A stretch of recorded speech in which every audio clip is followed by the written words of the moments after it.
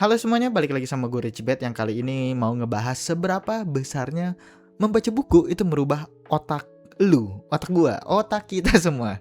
Gue kepikiran buat nge-searching tentang hal ini karena gue tuh sempat melihat perdebatan di thread lah yang bilang kalau zaman sekarang tuh kita tuh nggak perlu baca buku yang tebel banget gitu buat dapat sebuah informasi doang. Sebenarnya hal itu tuh nggak salah-salah banget ya, karena memang sekarang kita tuh udah bisa ngebuka chat GPT, Gemini, Google dan sebagainya buat mencari informasi tanpa perlu ngebaca buku yang tebal itu. Tapi nih yang harus kalian ketahui adalah membaca buku itu bukan hanya sekedar kayak mentransfer informasi aja, tapi itu mengubah banyak hal yang bahkan sampai merubah konstruksi di otak lo itu. Jadi ya semua itu akan gue bahas di video kali ini, and let's begin the video guys. Oke, sekarang gue mau nanya kepada lu semua ya, berapa jam dalam sehari waktu yang lu buang nih cuma buat scrolling TikTok, Instagram Reels, atau bahkan YouTube Shorts yang ngasih lo dopamin secara terus-terusan gitu. Coba lihat dah analitik real ya di HP lo, jangan cuma ngira-ngira doang. Karena gue yakin rata-rata lo semua tuh bakalan scrolling atau bundam scrolling sosial media tuh selama ya rata-rata kurang lebih dari 3 jam lah dalam sehari. Nah, otak manusia zaman sekarang tuh benar-benar kayak lagi krisis gitu ya. Kita hidup di era dimana kita tuh fokusnya terpecah belah, yang bahkan attention span kita tuh setara sama ikan mas yang kayak 3 detik doang gitu. Dan kita itu gampang banget ngerasain cemas kalau sedetik aja tuh nggak megang handphone. Gue yakin lo semua merasakan hal itu, kayak misal kayak lu lupa bawa handphone ataupun handphone lu ketinggalan di kantong. Bukan ketinggalan, kayak lu ngerasa nggak ada handphone gue yakin lu semua tuh bakalan panik dalam sekejap. Nah tapi di tengah gempuran distraksi yang gila-gilaan ini, ada satu senjata rahasia buat ngelawan itu semua ya. Satu kebiasaan kuno yang sering banget diremehin orang. Padahal kalau lu lakuin, ini tuh bakalan ngasih lu keuntungan dibandingkan 99% orang di luar sana. Dan itu adalah membaca buku. Nah, ngomongin ngebaca buku, gue yakin beberapa dari kita itu sering banget ngerasa kalau kita tuh sama sekali nggak punya waktu gitu buat baca buku. Dan bahkan gue pribadi kadang juga berpikir kayak gitu waktu dulu. Karena gue tuh ngerasa hidup gue tuh udah terlalu sibuk lah sama kerjaan, olahraga, atau bahkan kayak nongkrong-nongkrong gitu bareng teman. Tapi coba dah kita mulai dari hitung-hitungan matematika yang paling simpel dan juga yang paling dasar. Yang anehnya jarang banget kita sadarin. Bayangin lu maksain diri lu nih buat baca buku gitu, kayak 10 halaman doang gitu setiap harinya. Lu tahu nggak apa yang bakalan terjadi dalam 1 tahun? Kalau 10 halaman sehari lu konsisten lakuin selama 365 hari, totalnya lu tuh bakalan ngebaca sebanyak 3.650 halaman dalam 1 tahun.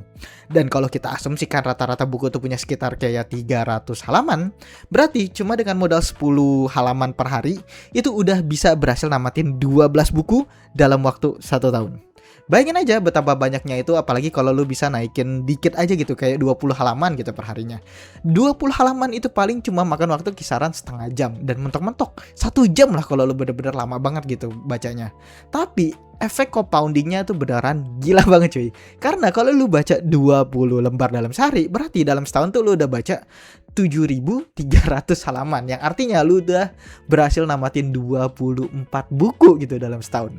Tapi setelah berbulan-bulan lu ngelakuin ini, lu tuh bakalan sadar ada perubahan karakter sebesar 1% lah setiap harinya yang terus menumpuk sampai akhirnya ngebentuk lu tuh jadi orang yang jauh lebih wise atau jauh lebih knowledge lah. Nah sekarang kita tuh balik ke awal, satu miskonsepsi paling fatal yang sering banget bikin orang-orang tuh malas baca buku adalah anggapan kalau membaca buku itu cuma kegiatan nambah informasi doang gitu, dalam tanda kutip ya. Kalau cuma buat nyari informasi, ya ngapain baca buku gitu kata orang-orang. Mending googling ataupun chat GPT atau bahkan Gemini dan lain-lain itu udah bisa lu dapetin informasi dalam hitungan detik. Nah tapi ya, esensi dari membaca buku itu jauh lebih dari sekedar mencari informasi doang guys. Membaca buku itu sebenarnya bukan cuma tentang kayak ngegali informasi atau ngegali fakta, melainkan tentang menjalani sebuah experience ataupun masuk ke pikiran orang lain itu untuk sementara waktu. Coba lu pikirin nih, orang-orang hebat atau orang-orang jenius gitu, dan juga ya para pembisnis sukses lah let's say, yang pernah hidup di muka bumi ini nih. Mereka itu ngabisin waktu kayak kisaran puluhan tahun lah buat ngelewatin penderitaan dan kegagalannya mereka. Lalu mereka menaruh seluruh pengalaman hidup mereka selama 50 tahun itu ke dalam ratusan lembar buku itu. Nah yang secara ajaib, semua pengalaman mereka tuh bisa lu baca dan juga lu selesaikan hanya dalam waktu 1 minggu atau bahkan 2 minggu lah. Ini tuh bener-bener semacam ya cheat code lah yang gak masuk akal gitu. Ibaratnya kita tuh lagi minjem isi kepala mereka lah dan masuk ke dalam perspektif mereka, dan secara gak langsung kita tuh kayak ngelihat dunia dari kacamata mereka melalui buku yang mereka tulis itu. Setiap buku yang lu baca juga bakalan meninggalin serpihan-serpihan identitasnya lah di dalam otak lu. Jadi ya pengalaman hidup lu nggak cuma terbatas dari apa yang udah laluin selama lu hidup atau selama sepanjang umur lu ini. Karena dengan membaca buku, lu tuh bisa mengumpulkan pengetahuan-pengetahuan dari ratusan tahun lalu berkat tulisan-tulisan mereka. Nah, bagian yang paling bikin gua kaget adalah ketika gua ngebaca-baca nih soal neuroscience di balik ketika kita membaca buku. Fakta saintifiknya ternyata otak kita itu sejatinya adalah organ yang luar biasa canggih, tapi sekaligus punya kelemahan yang sangat unik. Otak kita itu nggak bisa membedakan mana pengalaman yang benar-benar kita alamin dan juga mana pengalaman yang berasal dari kita baca buku. Yang artinya ketika lu membaca sebuah novel ataupun sebuah buku apalah itu, terus lu ngebaca tentang karakter yang lagi ketakutan setengah mati gitu, atau karakter yang lagi ngerasain patah hati gitu. Nah, ternyata neuron-neuron dan wilayah yang menyala aktif di dalam otak kita itu adalah wilayah yang sama persis kayak lu lagi ngalamin kejadian itu di dunia nyata. Jadi nih, membaca buku secara harfiah itu adalah sebuah kayak experience tanpa konsekuensi. Sehingga lu tuh bisa merasakan kayak seramnya perang tanpa harus kena tembak. Terus lu bisa ngerasain stresnya bangkrut tanpa perlu benar-benar jatuh miskin. Dan lu itu bisa belajar dari kesalahan orang tanpa harus lu sendiri yang ngelakuin kesalahan itu. Cerita yang lu baca itu bakalan kayak memicu empati atau memicu rasa takut, memicu hasrat, yang pada akhirnya itu bakalan ngasih jejak permanen gitu ke dalam alam bawah sadar lu. Dengan kata lain, semakin banyak buku yang lu baca, semakin banyak kehidupan yang udah lu jalanin, atau otomatis kapasitas pengetahuan lu tuh bakalan jauh melampaui orang-orang seumuran lu. Lu harus paham ya kalau setiap genre ataupun buku yang lu konsumsi itu fungsinya persis kayak nambahin skill tree lah atau atribut poin di game JRPG. Setiap buku tuh punya misi dan juga tujuan spesifik yang secara pelan itu merubah dan juga membentuk ulang siapa diri lu yang sebenarnya. Kalau lu milih bacaan dengan sadar dan juga punya tujuan, lu literally bisa mendesain karakter lu ataupun diri lu sendiri sesuai dengan apa yang lu pengen. Nah, disinilah letak perbedaan paling krusial antara sekedar mengubah kebiasaan dan mengubah identitas. Gue yakin banyak banget dari kita yang lagi di fase quarter life crisis gitu kalau lu seumuran gue, kayak kisaran 25 ataupun 30-an ke bawah. Karena kita tuh di umur segitu tuh pengen banget ngubah hidup kita pengen banget rajin olahraga, kita pengen banget bangun pagi, pengen punya bisnis, pengen produktif, pengen disiplin, dan masih banyak lagi lah seperti hal-hal yang orang muda inginkan. Nah, rata-rata orang-orang tuh maksa diri buat nerapin jadwal yang ketat. Kayak, oh gue pengen bangun pagi, gue pengen bikin ini, gue mau belajar ini. Tapi ujung-ujungnya setelah kita menerapkan itu semua, kita tuh cuma bertahan kayak seminggu doang, itu paling mentok, 2 minggu lah paling mentok. Habis itu kita balik lagi jadi males. Nah, kenapa bisa gitu? Karena kita tuh cuma ngubah perilaku kita dan juga kayak mencoba di permukaannya doang. Tapi di alam bawah sadar diri lu, kita tuh masih seorang ya identitas seorang pemalas saja. Seperti kata pepatah, kalau lu gak akan pernah bisa mengalahkan ataupun melampaui identitas lu sendiri. Jadi kalau jauh di lubuk hati lu itu ngerasa kalau lu adalah orang yang gampang nyerah, sekuat apapun lu nyoba dan juga nerapin kebiasaan baru, alam bawah sadar lu tuh bakalan nyari cara gitu buat mensabotase itu buat balik gitu ke habitat asli lu. Kalau lu adalah orang males anjir. Nah, cari paling ampuh buat meretas sistem sabotase otak ini adalah membaca buku gitu. Karena membaca buku itu bukan sekedar membangun habit lu doang, melainkan memicu kayak pergeseran identitas yang sampai ke akar-akarnya gitu. Membaca secara perlahan juga mencuci otak kita gitu dengan cara yang cukup positif. Bukan cukup sih, sangat positif. Yang sampai akhirnya tanpa lu sadari nih, lu tuh bener-bener merubah menjadi orang yang pantas gitu buat ngelakuin kebiasaan-kebiasaan keren tersebut. Ada satu quotes yang bagus banget dan benar-benar ngebuka mata gue ya, yaitu quotesnya adalah, nggak semua pembaca adalah seorang pemimpin, tapi semua pemimpin adalah seorang pembaca. Nah, kutipan ini bukan sekedar kayak punchline motivasi murahan ya yang sering lo lihat, tapi ada penjelasan neurologisnya yang cukup logis lah di belakangnya. Karena tanpa penjelasan ini gue juga menganggap quotes itu benar-benar cringe anjing.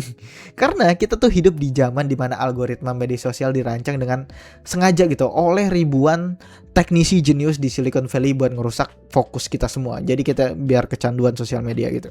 Kita dilatih buat memproses informasi hanya dalam waktu kayak 15 detik loh doang. Atau bahkan kurang lah. Karena dumb scrolling itu melatih otak kita hanya sekedar buat bereaksi doang. Sementara kayak membaca buku itu melatih otak kita buat merefleksikan sebuah tulisan itu. Lu sadar gak sih pas lu lagi kayak scrolling TikTok lah, otak lu itu cuma dikasih waktu kayak sepersekian detik buat ngerespon stimulasi itu. Kayak oh lucu nih kita ketawa, terus kita marah kalau ada nge-rage bait kita kesel gitu. Abis itu lu geser lagi ke video selanjutnya dan lu tuh gak punya waktu buat mencerna apa yang lu lihat sebelumnya anjir. Nah dengan kayak gitu otak kita itu terus-terusan berada di mode reaktif itu yang impulsif banget lah.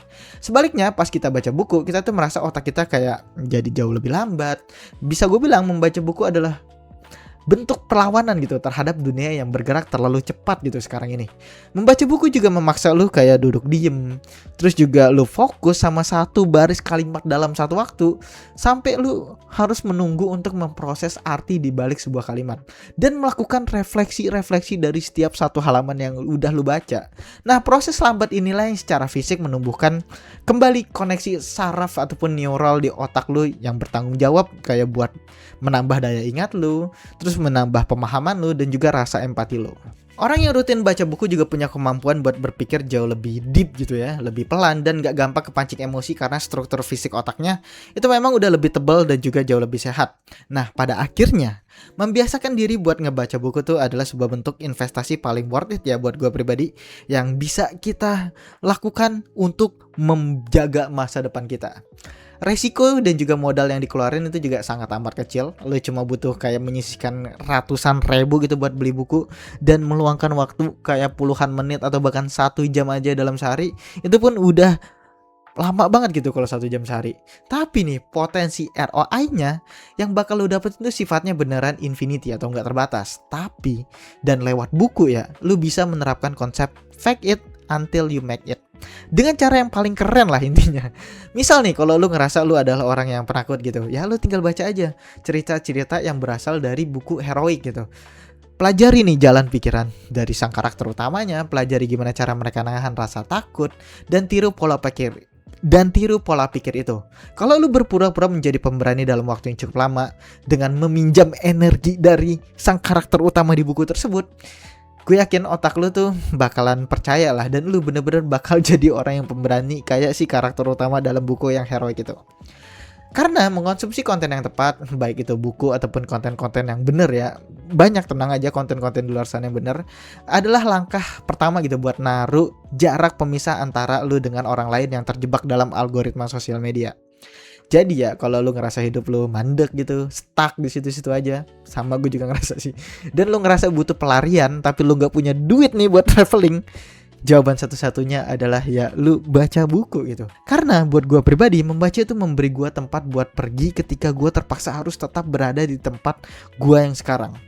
Lu mungkin secara fisik terjebak di kamar kosan kayak gue nih sekarang, terjebak nih di kamar kosan. Tapi ketika gue lagi membaca buku, pikiran gue itu bakalan berkelana kemanapun dengan cerita yang diberikan tersebut. Jadi ya saran gue, jangan pernah meremehkan kekuatan dari membaca 1 halaman ekstra setiap harinya. Karena suatu saat nanti, entah 5 tahun ataupun 10 tahun ke depan, lu tuh bakalan ngeliat ke belakang dan lu bakalan ngerasa sangat amat bersyukur dan berterima kasih kepada versi masa lalu diri lu yang udah memaksain diri buat ngebuka halaman pertama dari sebuah buku yang akhirnya mengubah seluruh hidup lu. Saya mungkin itu aja, sekian curhat dari gue ya.